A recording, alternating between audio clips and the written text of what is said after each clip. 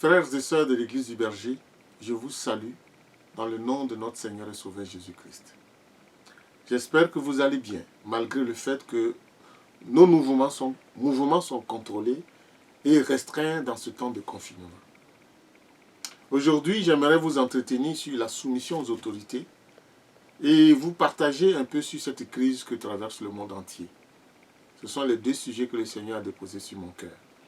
Avant d'entrer dans le vif du sujet, voici ce qu'une sœur m'a partagé au sujet de l'importance de rester à la maison. Juste avant le déluge, le début du déluge, Noé et sa famille ont trouvé le salut dans leur nouvelle maison qui était l'arche. Quand l'ange est venu pour tuer les premiers-nés en Égypte, les Israélites étaient à la maison pour éviter la mort de leurs premiers-nés. Quand les murs de Jéricho sont tombés, Rahab a eu la vie sauve avec sa famille en obéissant pour rester à la maison. Quand les apôtres ont été remplis du Saint-Esprit, ils étaient à la maison, dans la chambre haute, en prière. Et maintenant, vous restez pour nous protéger et protéger les autres du coronavirus. Les autorités nous disent que c'est en restant à la maison le plus possible. Nous pouvons sortir uniquement pour des besoins essentiels. Et même pour cela, les personnes d'un certain âge sont invitées à ne pas le faire. Et qu'il faut que d'autres personnes plus jeunes le fassent à leur place. C'est pourquoi j'ai demandé à certaines personnes dans l'église de se rendre disponibles pour venir en aide à ces genres de personnes qui seraient dans le besoin. Rester à la maison serait, d'après tout ce qu'on entend de la part de nos autorités, des spécialistes, le meilleur moyen de lutter contre ce virus qui, comme un prédateur, cherche quelqu'un à dévorer. Nous devons lui dire non en restant à la maison, mais surtout en priant étant à la maison.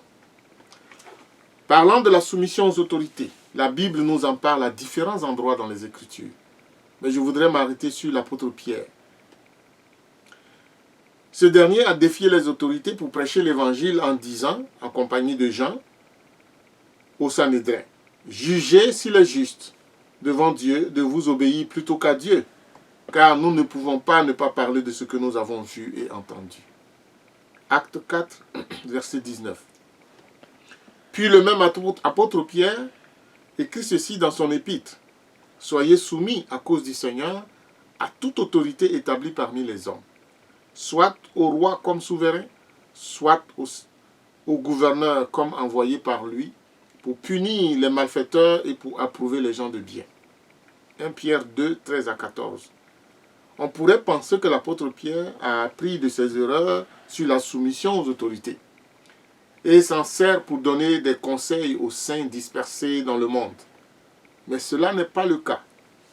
En effet, Pierre a su discerner que nous devons soumission aux autorités, mais là où la volonté de l'homme veut nous empêcher d'obéir à Dieu et de lui plaire, là où elle nous pousse à nous compromettre, nous devons refuser et résister. Chers frères et sœurs, ce moment-ci n'est pas celui où nous devons résister, défier les autorités, comme Pierre l'a fait devant le Sanhédrin. Nous devons donc observer toutes les consignes que le gouvernement nous donne, car si nous faisons le contraire, nous nous discréditons et rendons l'évangile non pertinent. Nous devons éviter d'être prétentieux, de tenter Dieu. Souvenons-nous de cette réponse de Jésus à Satan. Il est aussi écrit, « Tu ne tenteras point le Seigneur ton Dieu. » Matthieu 4, verset 7. La crise que nous vivons est générale. Les décisions qui sont prises ne concernent pas uniquement les chrétiens. Elles ne sont pas dirigées contre l'Église du Seigneur. Ce sont des décisions de sécurité sociale pour sauver des vies, comme dit notre Premier ministre François Legault. L'Église doit donc suivre ses instructions.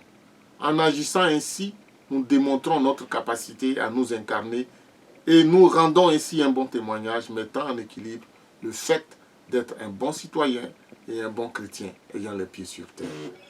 Prions pour que nos autorités aient la sagesse dans la gestion de cette crise, car seul Dieu a la solution à ce problème mondial.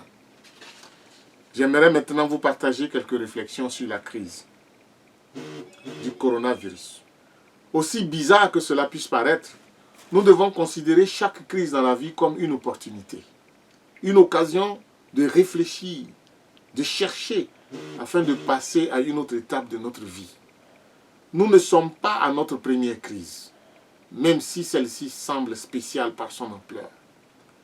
Joseph, le roi David, le peuple d'Israël dans l'empire perse et mède, l'Église primitive, etc. ont vécu des crises. Il y a même déjà eu des crises internes à une nation. La crise d'octobre 70 au Québec, par exemple, et aussi des crises dans des églises qui ont suscité des divisions. C'est dans ces moments qu'il faut réveiller notre génie créatif. Taire les querelles inutiles, cesser les discours vains, les loisirs qui sont de trop, même s'en priver, et se serrer les coudes, se rendre disponibles les uns aux autres. Pour nous, Église du Seigneur Jésus-Christ, c'est un moment pour gagner des galons au niveau spirituel.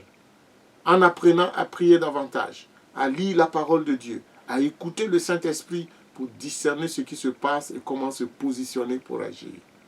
Car Dieu veut nous parler à travers et dans cette crise. Pour demain, pour nous aujourd'hui et pour son Église. J'ai déjà parlé la semaine dernière de l'implantation des églises à travers les saints pendant la persécution. Vous pouvez trouver cela dans Actes 8 et suivant. On pourrait aussi parler de l'attitude de Joseph en Égypte, après avoir été vendu par ses frères, de Daniel, qui est jeté dans la fosse aux lions, et aussi de ses 3 amis qui ont été jetés dans un feu ardent, dans une fournaise ardente. Je voudrais plutôt m'arrêter sur l'histoire d'Esther. Ce fut aussi dans un temps de crise qu'elle et son cousin Mardochée, ainsi que tous les Juifs dans l'Empire, ont réussi, par l'assistance de Dieu, à déjouer le plan diabolique de Haman. Pour cela, il ne fallait pas s'apitoyer sur leur sort en pleurant matin, midi et soir. Il ne fallait même pas chercher à fuir l'Empire. Cela aurait été catastrophique. De même, la crise du Covid-19 ne nous invite pas à fuir, mais à rester confinés chez nous, à limiter nos espaces d'action et à ne pas trop sortir. Le coronavirus ressemble à un dictateur dont il faut se méfier. Revenant à Esther, nous savons qu'elle a choisi de s'approcher de Dieu pour recourir à son intervention, invitant son cousin Mardochée et tous les Juifs de l'Empire à se joindre à elle dans la prière. Ils ont pleuré, oui. Ils ont été découragés, oui. Ils ont eu peur, oui. Et on peut en rajouter, mais rien de tout cela ne les a écrasés. Ils ont cru que Dieu était tout-puissant pour empêcher l'extermination de leur peuple dans cet empire. Ainsi, en 3 jours, ils ont eu la victoire spirituelle dans le jeûne et la prière. La suite, on la connaît. Vous pouvez lire les chapitres 7 à 9 de Esther. Haman fut tué, ainsi que ses enfants. Sa maison fut donnée à Esther, qui y a établi Mardochée. Ce dernier recevant lui-même l'anneau que le roi avait repris à Haman, le plaçant ainsi à une très haute fonction dans l'Empire.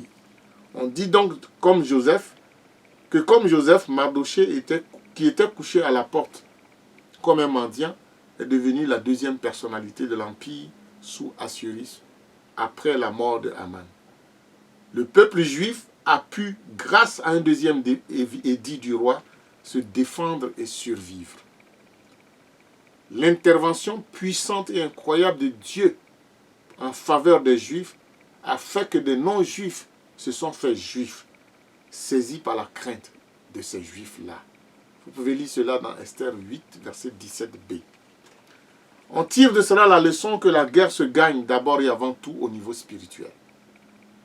Si nous croyons que nous sommes en guerre, alors nous devons la gagner au plan spirituel avant d'en voir les fruits au plan physique. Lisons Éphésiens 6 pour voir les armes que le Seigneur nous donne pour cette guerre spirituelle. Et le couronnement de tout cela, c'est la prière, accompagnée aussi de jeûne quand il le faut. Quelqu'un a dit, et je trouve cela très instructif si on prend le temps de le méditer, il ne faut pas gaspiller une crise. Cela veut dire qu'une crise, même très difficile, doit être abordée avec intelligence et sagesse, avec courage et perspicacité. Elle doit démontrer notre capacité de résilience.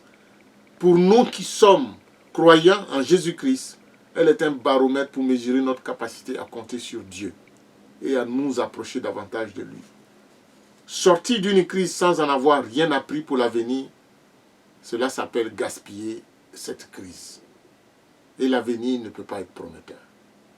Peuple de Dieu, quand cette crise passera, et je crois qu'elle passera, comme vous le croyez aussi au nom de Jésus, nous ne devrions pas être uniquement des chrétiens ayant de l'embonpoint physique parce que nous aurions trop mangé, restant à la maison. Nous devrions plutôt être des chrétiens ayant gagné en maturité spirituelle, ayant un embonpoint spirituel. Un peuple qui sait encore entendre mieux Dieu. Si ce n'est pas le cas, nous pouvons conclure que nous avons gaspillé cette crise. Retenez bien ceci. L'intensité d'une crise détermine aussi l'intensité de l'action à mener.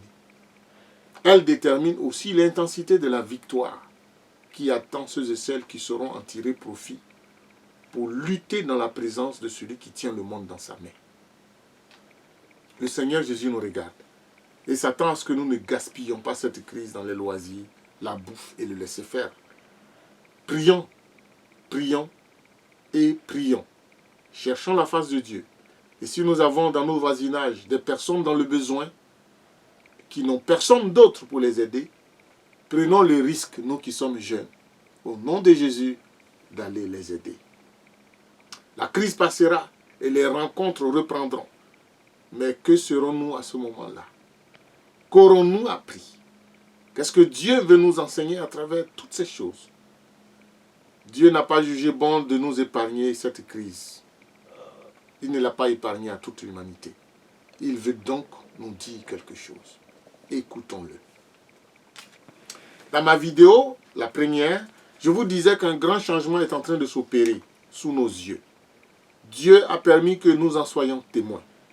Ce changement sera économique, financier, social, relationnel. Mais il y aura aussi des changements dans l'Église. Réfléchissons donc à la question, comment vivre l'Église maintenant et demain? Comment l'organiser pour être efficace et continuer de répondre à l'appel de Dieu? Je crois que cette crise nous ouvre une porte. Il nous faut, pour cela, entrer dans la présence de Dieu pour l'entendre, afin de discerner cette porte et de s'y engouffrer avec la grâce et la puissance de Dieu. Obéissons donc à la voix qui dit, priez sans cesse. Approchez-vous de Dieu et il s'approchera de vous. Cherchez continuellement sa face et il se laissera trouver. Car si nous devons nous soumettre aux autorités terrestres qui sont passagères, nous devons encore plus nous soumettre à Dieu, qui est l'autorité finale, le juge de tout, et de qui nous recevrons notre récompense. N'oublions pas que le Seigneur revient bientôt. Cette crise nous donne aussi l'occasion d'interpeller ceux et celles qui ne se soucient pas de Dieu, qui ne croient pas en lui, qui ne croient pas en la vie éternelle. Mon frère, ma soeur, si tu m'écoutes, sache que Jésus est vivant et qu'il t'invite à venir à lui. Sache que Jésus est réel. Tu peux crier à lui, maintenant même, et tu sauras qu'il répond et qu'il restaure et qu'il donne la vie. Et il veut te donner la vie éternelle. La parole nous dit dans Éphésiens 5, 15 à 16, « Faites bien attention à votre conduite. Ne vivez pas sans réfléchir. Vivez plutôt comme des sages qui savent profiter du temps que Dieu leur laisse. Les jours que nous vivons sont mauvais. » Que l'Esprit de Jésus-Christ nous éclaire et nous remplisse de sa force pour obéir comme il convient de le faire, pour ne pas gaspiller cette crise. Que Dieu vous bénisse et vous garde dans la pleine soumission à sa volonté en Jésus-Christ. À la semaine prochaine. Merci.